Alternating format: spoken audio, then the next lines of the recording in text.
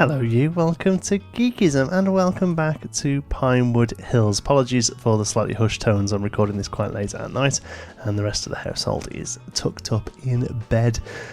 Right then, bit of an issue this week I'm afraid. We had a pretty major crash in Planco, which means I lost a lot of my work. I normally get about 6 to 8 hours a week to play in Blanco.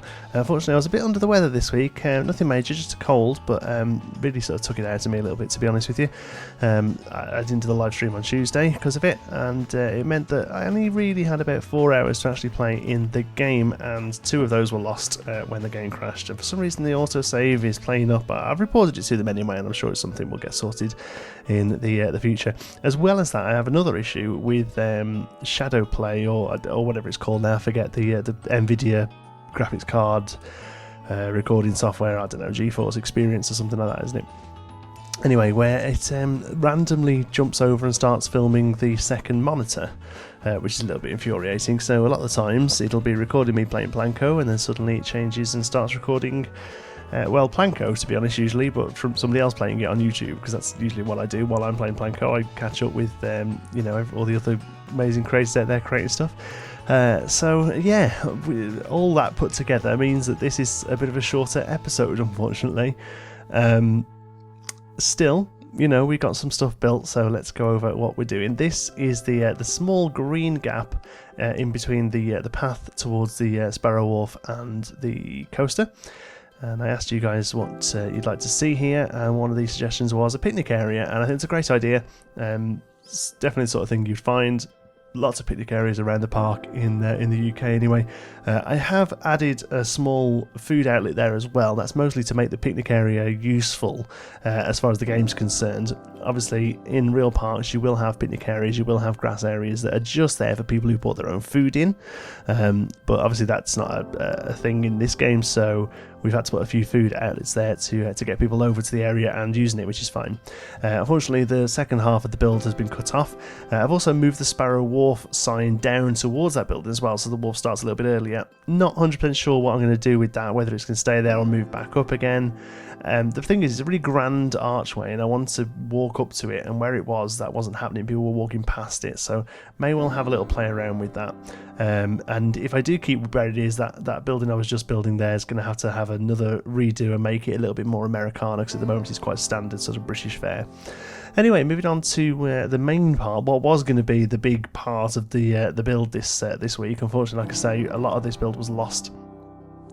So we've only got sort of the first half of it here that unfortunately I haven't been able to go back and refinish. But what it is an Art Deco cinema.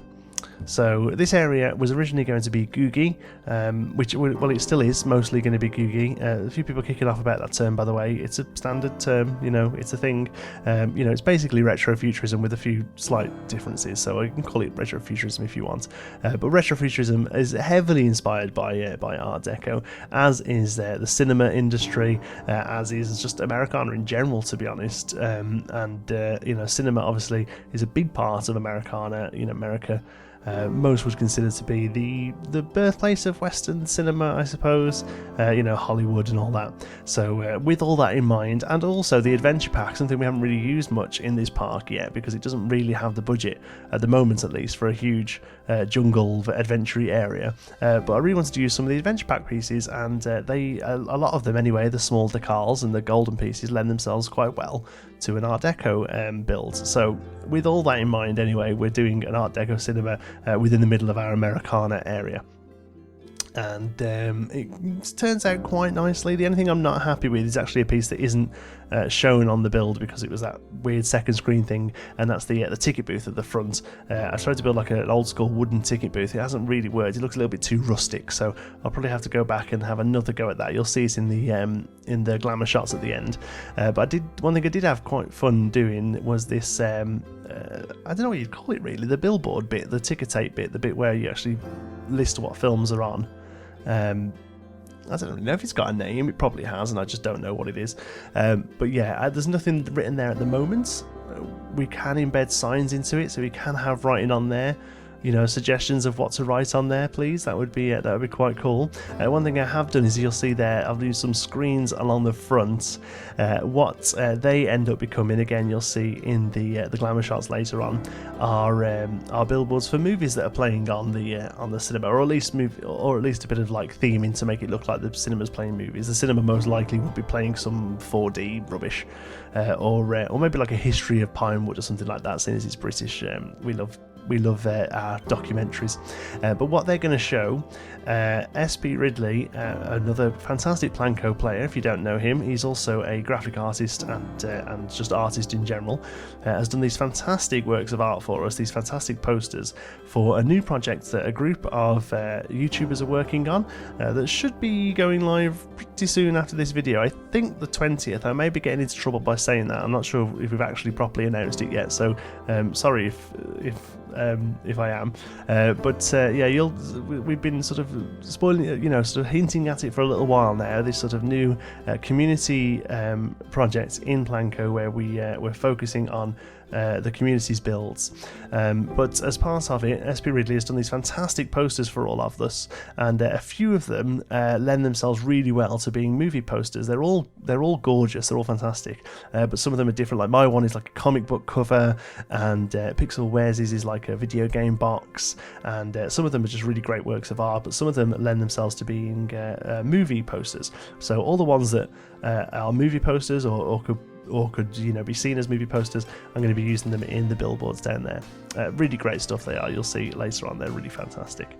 That one piece there at the back, I was putting that as a bit of a height marker because although this is going to be quite a towering build, scale is still something that we're really conscious of. In fact, I don't know if you noticed at the beginning, I actually squished the whole thing down. My original layout for this was just too big, so I squished the whole thing down, and these Art Deco cinemas often have these huge pillars in the middle with like fans coming away from them of architecture, and usually maybe the name of the cinema down lengthways down the pole there, and they're all very grandiose. But obviously this isn't an actual Art Deco cinema. This is a theme park's representation of an Art Deco cinema, so the size is still something that's really important to us. So I was putting that there to kind of say this is as tall as this thing will go without it looking too ridiculous. Okay, so that's what that's for.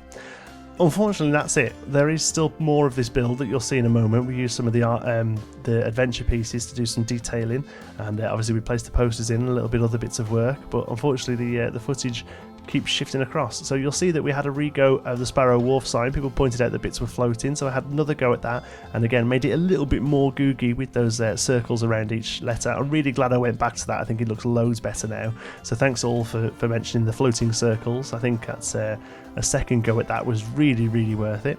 You can see where I've placed it. Again, not 100% sure about that because at the moment this building isn't particularly Americana at all. Actually, there's a large billboard there. We'll get back to that. It's going to be a big menu for food.